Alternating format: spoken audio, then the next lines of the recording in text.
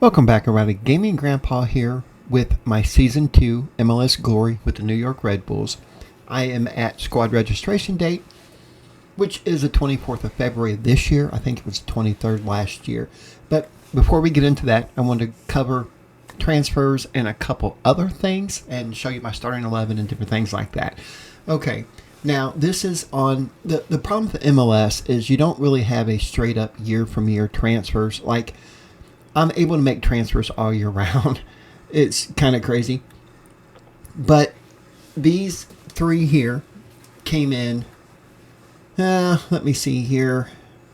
Nope, Grande was here last year. Okay, so see how it's January of 2024? That's because the season in the MLS rolls over, I think, the 2nd.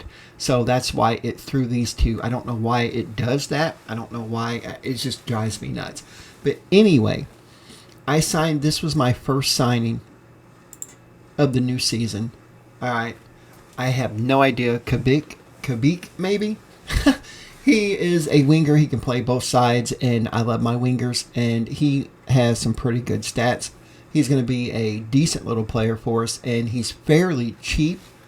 You know, some of these players, they don't mind coming here now. Ever since the past couple years, and you could say it's the Messi effect or whatever you want to, but a lot more players are coming here, but most of them want a release clause. They want to use the club as a stepping stone, and I don't have a problem with that. But when I can get them really cheap like that, and then not only that, but their salary cheap, you have to take them deals. And I'll explain why I'm signing a bunch of players.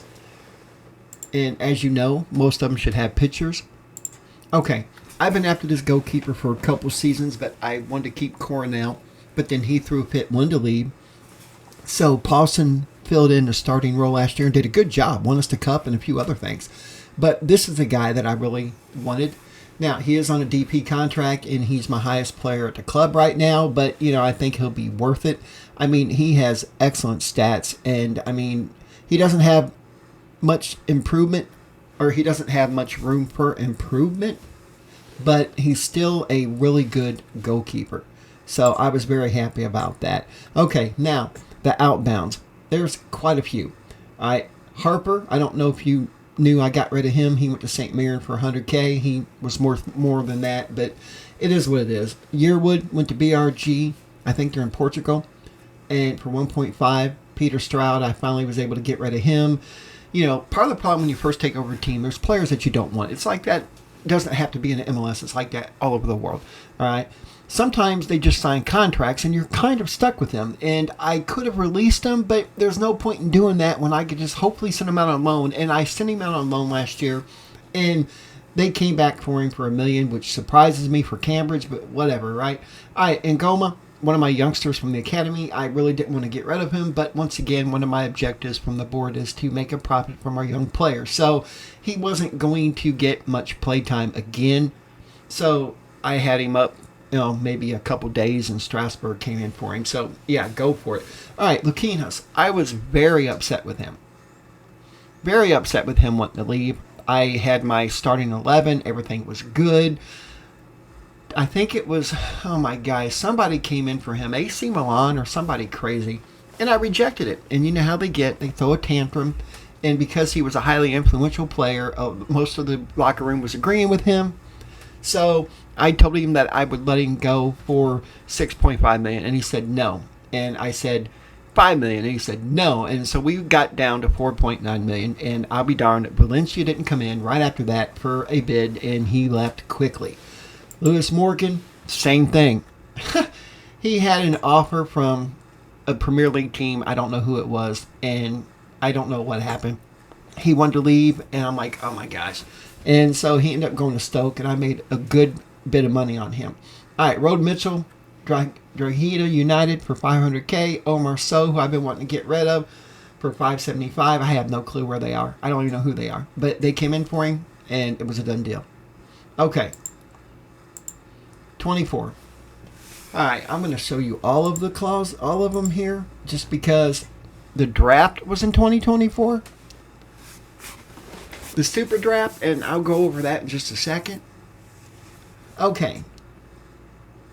Let me see here. my first signing of 2024. Well, technically not my first signing, but according to this, it is. It's crazy. This guy. Okay. Klamala wanted to leave. Hold on one second, guys. I'm so sorry. Anyhow, it's so you can hear me better. Okay.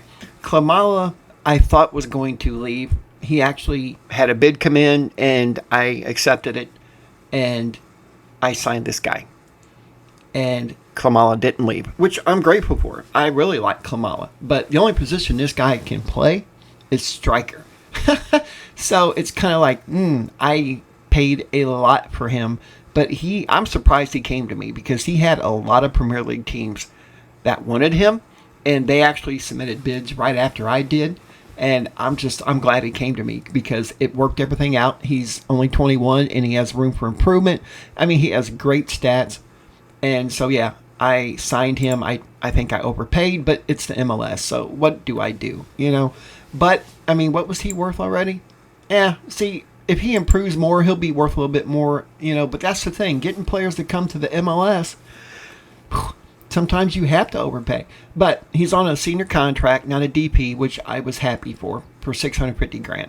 So that's like 100,000 under where the target allocation funds kick in. So I was happy about that. Okay, and Wosu, I signed him last year, but he couldn't come here till he's 18. So he's going to get some play time. But I love this kid. He turns out to be a fantastic goalkeeper. Okay, I signed Golickson also. I overpaid for him a little bit, but I'm like, wow. I mean, he's a good little player, and I will show you where all these players are at here, their positions in just a bit. All right, Josh Reed, I got in the draft. He was, I think, my second pick. I'll show you my first pick. I kind of forget. A lot of times, honestly, I look for GA, which is Generation Adidas players, because what that means is these kids can be on my senior team, and whatever their contract is, the league pays for them. It doesn't count in the salary cap. It doesn't come out of my wage budget. So anytime you can sign them, you want to do it. And I made some trades to be able to get a couple picks in the first round. I actually had 3 picks in the first round. One was the third pick, and I ended up getting a second pick, and I had like the 20th pick or something like that. But you can trade up and down just like in any American sport during the draft. So I got him. I think he's going to be a wonderful little player for me. Cooper, I got him. Not a bad little player, Now, in the draft, most of these players are going to be 19 to 22. That's just because they're college kids for the most part. All right, I apologize for that, but hey, it is what it is. All right. And their pictures I got from a pack, by the way. All right, Enriquez, he was my number 1 overall pick, and I think he's going to be a pretty good little player. At the time, I thought I needed more room in right back, and he's actually in my starting, well, not starting, he's a backup, I believe, but I'll cover that in just a second. All right, Surly, yeah, he was a 3rd-round pick, I believe, which anytime you can get a player that's halfway decent in the 3rd round, I could put him in my B team, send him out on loan or whatever, and sell him for a profit. Usually. All right, Trujillo. He's another one that I got in the draft. Not a bad little player. Probably will never make my starting lineup, but once again, in the draft, all of these are considered American domestic players. So, might not have the required ability or potential. Yep, you got that right. I doubt he does, but it's all right. All right, Stuart Dordovic was another one, and I don't think he's a bad little player. I think he'll turn out to be a pretty good little player.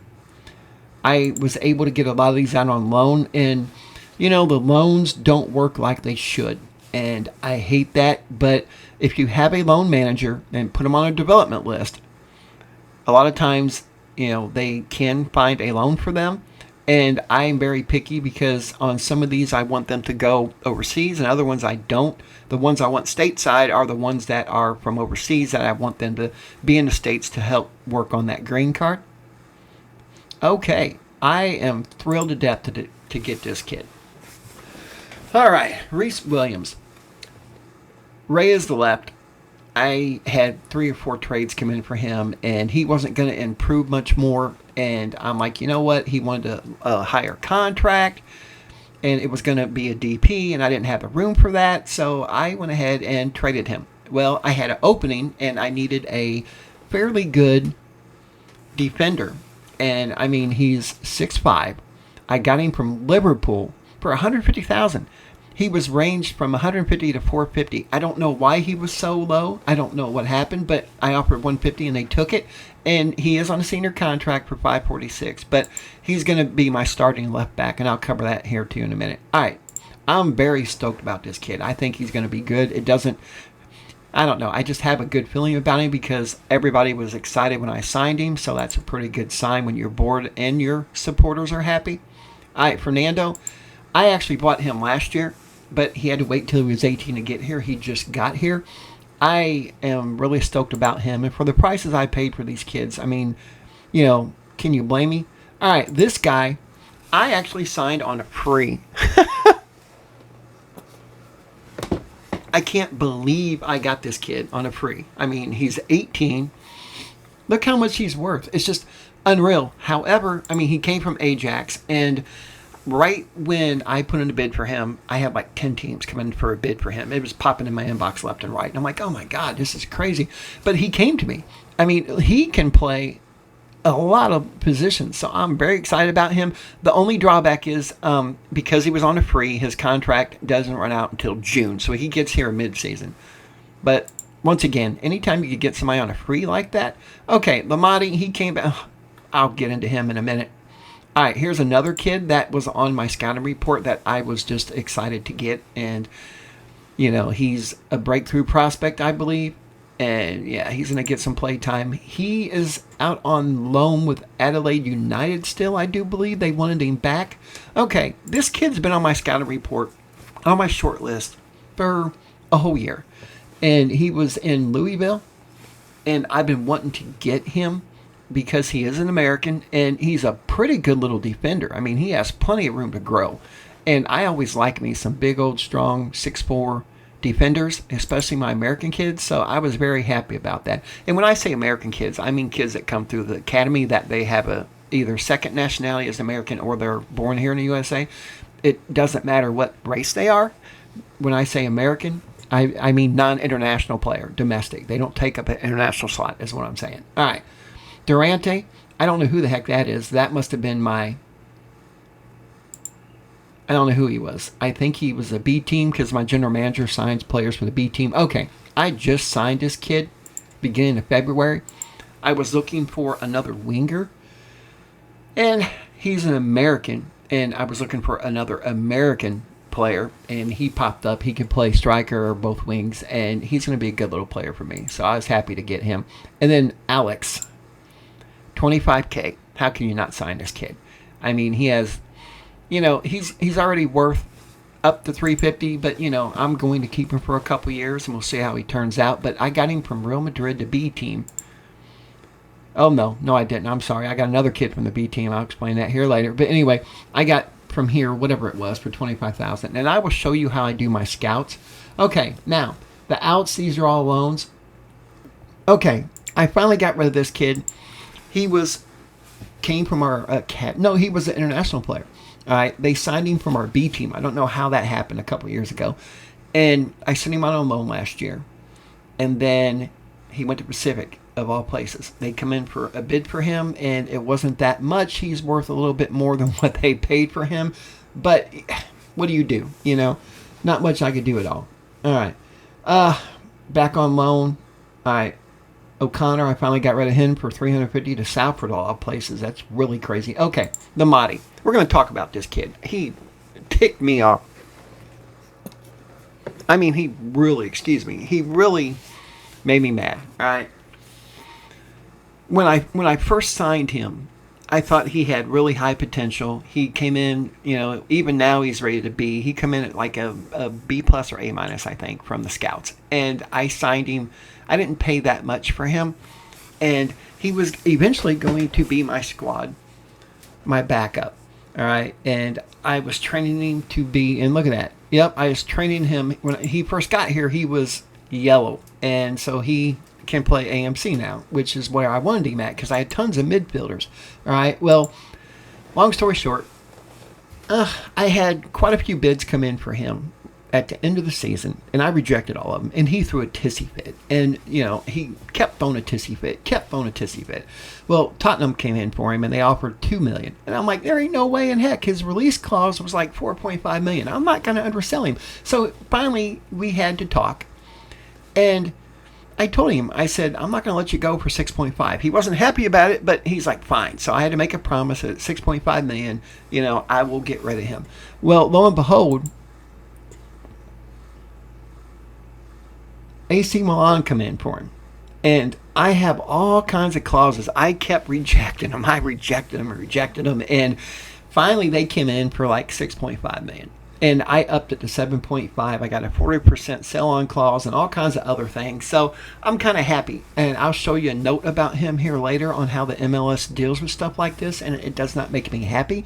But we're going to cover some trades now. Okay. I didn't want to get rid of either one of these players, especially De Silva. I thought De Silva was a really good, I signed him as a free agent, and I thought he was a really good player for me, and he never complained, and it's just, he was an American kid, and I was really happy about him. But when teams come in for trades, sometimes you have to do it. I mean, I got, a first round pick, which I don't need that many first round picks, but I can use them to get players later, and I'll explain that in a bit. And then Nocita. I really didn't want to get rid of him. He was 6'8". I liked him. He was a squad player. Everything was good. But I got 2 seconds, 2/3 in allocation money. So I'm like, you know what? Fine. That's why I brought Winder in. And I was like, okay, it worked out. Look at my draft allocations. 1, 2, 3, 4. 4 first rounders. 5 second rounders and a third round. Before the season's over, I am going to trade for a very good young player, and I don't care if I give up all these picks, if you want to know the truth about it. You can also use first round picks to get permanent international slots if you want, which I don't care about that now because this is only a 5 season, so it doesn't matter. But I'm stockpiling draft picks, so that's always a good thing. The board loves that. It's just really crazy. Okay, competitions.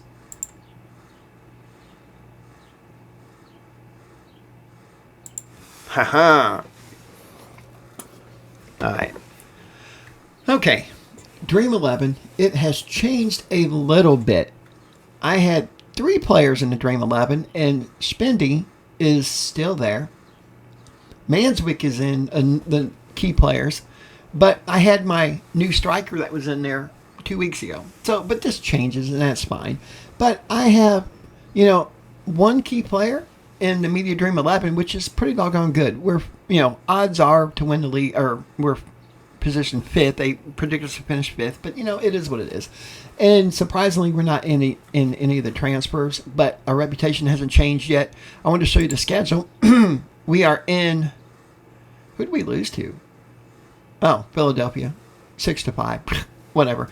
But we're in the Champions League, and we play Qatar. It's a 2-leg round. And after that, hopefully we'll win. They're a Mexican team, but I'm hoping we'll win, because, let's be honest, that's the Champions League. Everybody wants to win it. I don't know who we play in the U.S. Cup, but we'll get to it. Now, I don't know when I'm going to come back and have the next episode. It's probably going to be down here again because, I am going to sim it and get through all of this. But okay, the moment you're waiting for. Oh, not yet. We have to register the team. Ah.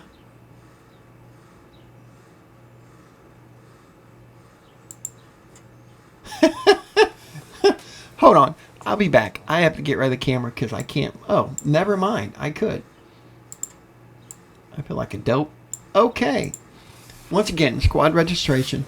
Now, if you notice, I already have stuff up here, and it will tell you.